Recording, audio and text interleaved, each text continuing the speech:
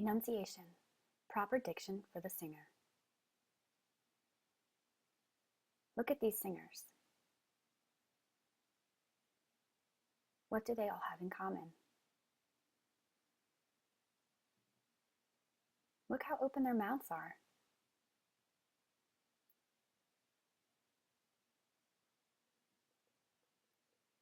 The first two slides are of popular singers on the radio. You see Pharrell, Justin Timberlake, Christina Aguilera, Luke Bryan. The last slide here is of Sarah Brightman on the right. She was the original Christine from Broadway's Phantom of the Opera, and Idina Menzel of Frozen's Let It Go, Rent, and Wicked's Elphaba. They are musical theater people, and they've put a lot of emotion behind everything they sing.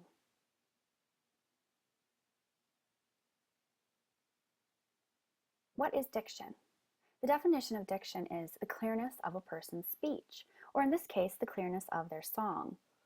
Enunciation, what it means to enunciate, means to pronounce the words or parts of the words very clearly. But it's more than just words. Here's some tips from vocalcoach.com. Most people know that diction is all about making your message understandable to the listener. But for the singer, there's a lot more at stake than just the message. There are vocal issues too. Issues like tone quality, keeping your pitch, and vocal stamina. These areas are more impacted by the way you pronounce your words. Here's an example.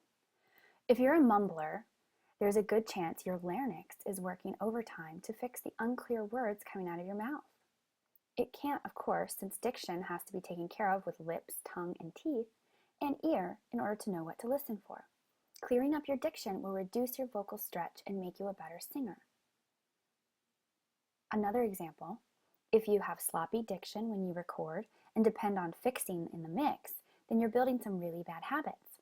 Sure, it's true that our popular artists nowadays allow the music engineer to correct their pitches, reduce the amount of S and T harshness, even more than syllable within the phrase. But some things are better being done correctly in real time every time.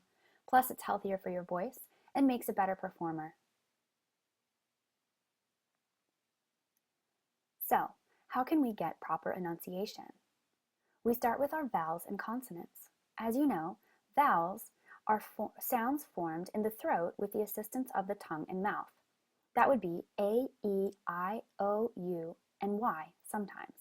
Vowels can be spoken alone.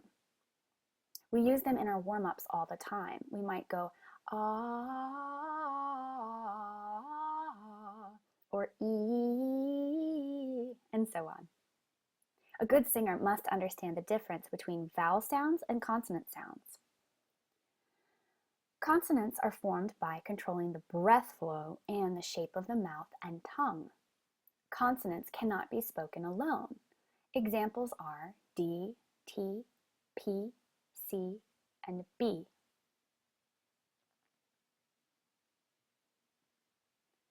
When it comes time to sing the vowels, you always want to find the ah.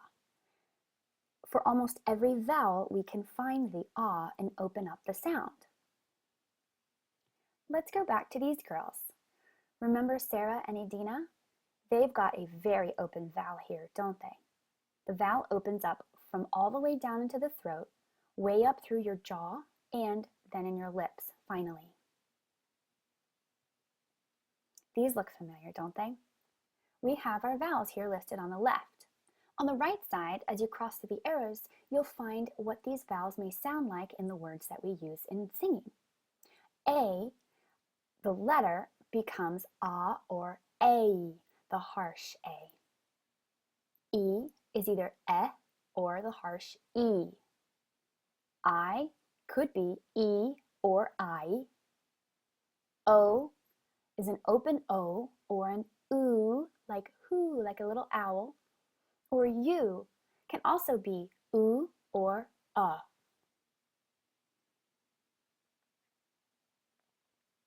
Let's look at these lyrics from Les Mis' On My Own. In the rain, the pavement shines like silver. All the lights are misty in the river.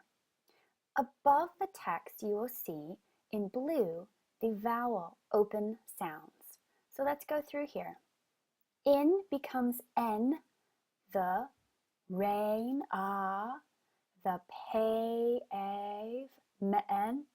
shines like silver. So we've opened up each of these letters in the lyrics to these open vowel sounds we talked about right here. Here we have all the lights are misty in the river. And I sound silly when I'm speaking it, but when I sing this, it sounds very clear. In the rain, the pavement shines like silver. You can hear me saying each of these vowels, but it doesn't sound as funny as when we said shines like silver, does it? Once you figure out how to do these vowels in the separate ways, you'll then create a whole new language of text. So here's the full verse that we were singing. We'll compare here the blue line, which is our new vowel text, with the original lyrics in white. So we have, in the rain, the pavement shines like silver. So we've just connected all of the rest of the letters that we left behind in this slide to make silver, silver, silver. All the lights are misty in the river, and so on. Take a few seconds to look at this yourself and say it out loud in your head.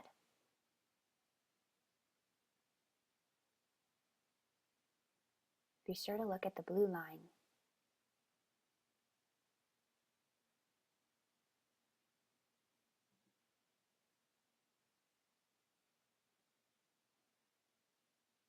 So we'll go ahead and move to the next slide. What do we do with the or the? There are rules for the or the. If you're going to use the, you're going to say it before a vowel. So you'll say it, the apple, the airplane, the elephant. The comes before a consonant. The river, the starlight. Here we've highlighted all of the these in this line from Les Mis we've just sang, and we've changed them all to the to open it up. So we don't want to say in the rain, the pavement. It takes too long for a singer. How about the endings? A very common ending to a word is ing. We always want to open up the ing. Here's 3 different lyrics from 3 different musicals for your different examples. I'm singing in the rain. I want to see 'em dancing. And from Les Mis again, when everybody else is sleeping. You see how we've opened up ing where we would have singing, dancing, and sleeping. Other words are ringing, running, feeling. They all have this ing sound, but it can sound very closed.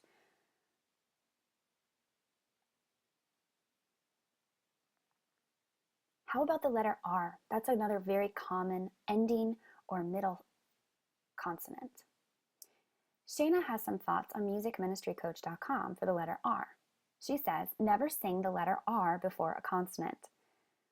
So think about the word charm in 2 ways. First, like you normally say it. Charm, arm. Arm. Then with no arm, charm. Now, if you sing the word without the R, with an open throat, it becomes clearer. Charm. It still sounds like I'm saying the R. Another is do not use the letter R before a pause. So a pause could be considered a spot where you would breathe or you come to a stopping or resting point in the music. Take out the R before the pause results in a good tone and naturalness. So let's say the phrase, when life is over. But now let's say it without the R. When life is over, we become over. Let's try singing the phrase. When life is over. It doesn't sound funny when we sing it. Another example is fire versus fire. Just soften those R's as you sing them. Another rule is to always sing the R before the vowel. It's pretty much self-explanatory, but some examples are spirit, which without the R becomes spit. That doesn't make any sense. And for us, without the R, becomes faux us. You see why the rule speaks for itself. Another important sound to carry in your song is completing your endings. D's and T's are great examples of letters that have to have a clear ending. We'll also talk about, in the next slide, how to listen for the different sounds of our letter S. We can either have a snaky S or the Z S. Let's look at on my own again. There are many T and D, S and Z sounds in this little snip. You'll even see our R and vowel examples here. Let's just read it. In the rain, the pavement shines like silver. All the lights are misty in the river. In the darkness, the trees are full of starlight, and all I see is him and me forever and forever. Now, take a few seconds to read through this in your mind and try to figure out what the lyrics are now rewritten. It looks like a completely new language, doesn't it?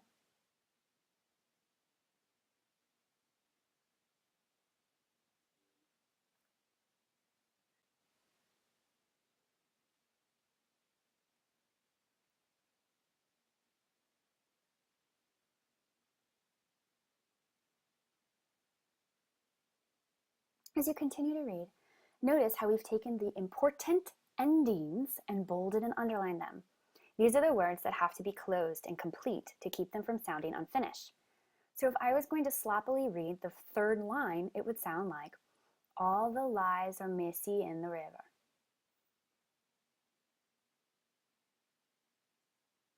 Now, with you adding your TZ and your Miss T sound, you're opening the beginning of the word and closing it very clearly. All the lights are misty in the river.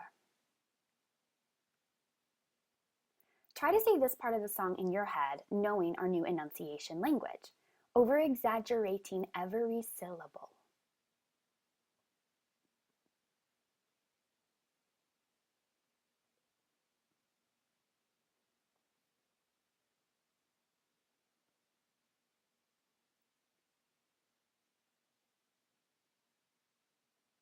Now, speak it over-exaggerated in your mind. I have rewritten it for you here. And I know it's only on my mind, that I'm talking to myself and not to him. And although I know that he is blind, still I say there's a way for us. Did you notice in this text how we've combined a few words to accent a certain sound? Look at and I know here at the beginning. And I know, we've combined the and the word I to be creating and die. It clarifies the two words. Sometimes you can take the end of and move it to the vowel behind it on the next word and make it sound like this. Again, in the second line, that I'm talking to myself and not to him. We've broken na to him as not to him. Instead of having two T's here, we can say na to him. Not to him. Even though this might sound really silly, I do want you to try this at home. Begin by looking at yourself in a mirror and lip syncing the words to a song. No sound, but moving your lips, face, and tongue. It will help you get in touch with all of the muscles involved in good diction. Then, still with no sound, be even more expressive as you sing the song and memorize the feeling of good diction and expression. Try to duplicate it once you've done these exercises and really actually sing it along with the music. The more you practice this on your own, the more you'll feel comfortable doing it in front of a group when singing. Pretend the Queen has come for tea and use a British accent when practicing memorizing your lyrics by reading them aloud. Even going overboard and making yourself sound silly helps by going too far. Then you're able to bring yourself back to a balance. You just have to realize that opening your mouth is the starting point to proper diction and being understood in performance.